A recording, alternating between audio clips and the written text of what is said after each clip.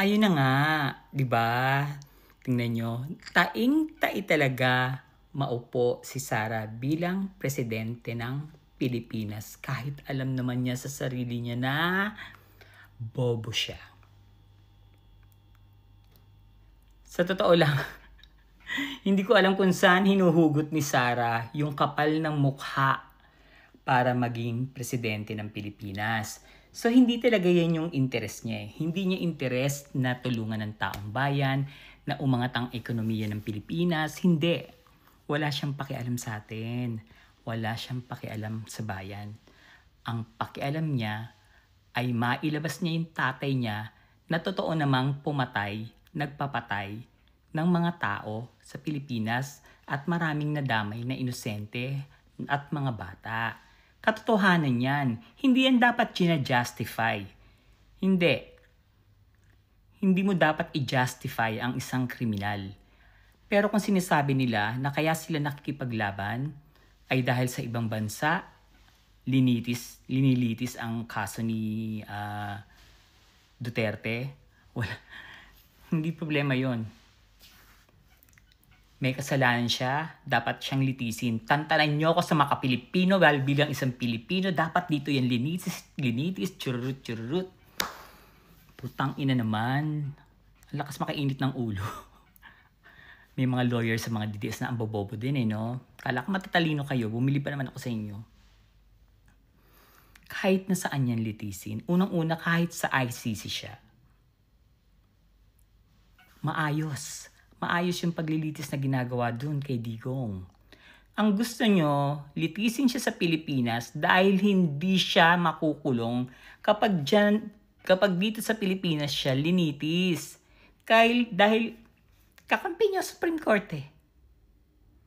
Oh, bakit natigil ang impeachment ni Sara? Hindi ba't dahil sa mga inupong Supreme Court na galing kay Digong? Dadayain nyo na naman ang batas. Tama na, nandun lang siya. Tigilan nyo ako. Diyos ko. Yung pinaglalaban nyo, hindi para sa bansa. Gusto nyo bigyan ng justice yung pagpapakulong na sinasabi nyong kinidnap si Duterte. Pero paano na yung justice ng mga pinatay? My God. Sobra ng parang magkakadugo na kayo. Kabobohan na yan. Kaya hindi umaangat ang Pilipinas eh. Pag upo ni Sara, maabswelto lahat ng nagnakaw. Yung pinaghirapan ni PBBM na ilabas lahat ng nagnakaw. Wala yan. Mawawalan ng kaso yan. Gumagapang na sila ngayon. Nagtatrabaho na sila ngayon. Bayan-bayan. Bahay-bahay. Parang eleksyon. Kinakausap na ang mga congressman na gawing House Speaker si Gloria. Lahat to script ni Gloria. Kaya galit na galit sila kay Martin. Diyan inumpisahan ni Sara ang tambaloslos. Kasama sa script yan na magkaroon sila ng mga yung parang ako katulad ko talakera ganyan, di ba? Yung tatatak sa tao na alias. Kailangan nila ng ganong eksena yan. Tambalos-los, script nila yan. Diyos ko. Saka pansinin niyo yung kay never akong nag-post tungkol kay Zaldico, yung AI na yan. Ang pinopost ko lang is yung mga napansin ko, bakit ganun yung maleta, ganun ganyan. Pero yung speech tuloy, yung statement na linabas ni Zaldico, pinakinggan ko lang kahapon ng tanghali. Diyos ko. Puntahan nyo yung mga naging issue namin dati na mga vloggers. Kung bakit ko binatikos nun si PBBM. Kinuha nila lahat doon kay Maharlika. Yung binabasa ni yung binabasa ni Zaldico, yung iba doon kinuha nila kay Maharlika, doon sa ibang vloggers. Tapos 'di ba puntahan niyo yung yung account ni Maharlika. Linalabas niya na, di ba linabas ko to? Di ba linabas ko to?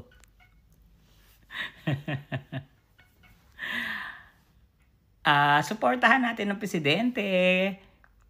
Kung gusto niyo Kung hindi naman kayo makakalabas or nasa ibang bansa kayo, mag-post lang kayo ng picture ng presidente sa social media, sa FB na yung support nyo ay nasa kanya. Yun, malaking tulong na yun kasi ang akala nila, wala na tayo. Wala nang loyalista, wala nang sumusuporta.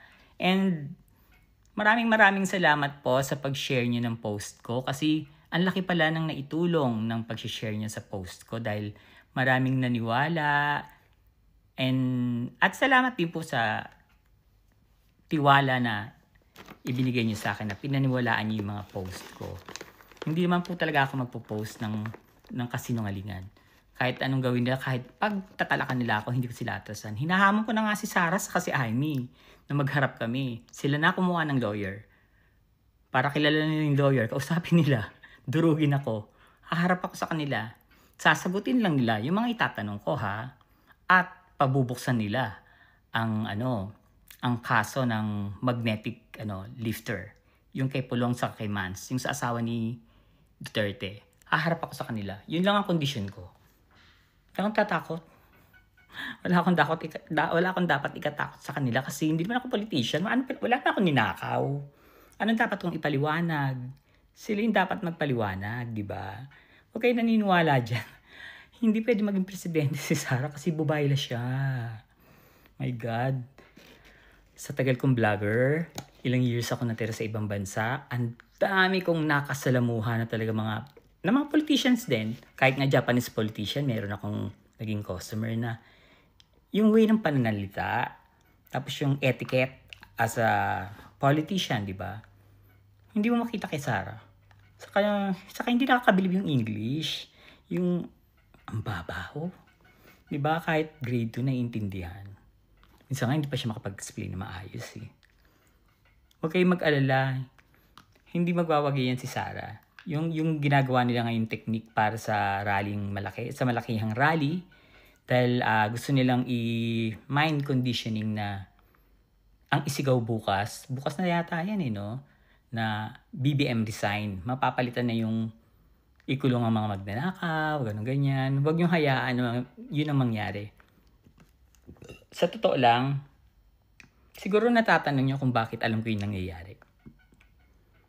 Imposible naman na nahula ako. Hindi po ako manghuhula. Hindi rin po ako yung may tarot card. Hindi po ako ganyan. Siyempre, may nagsasabi sa akin. At ang nagsasabi sa akin, yung mga tao na ginagamit nila na ayaw na.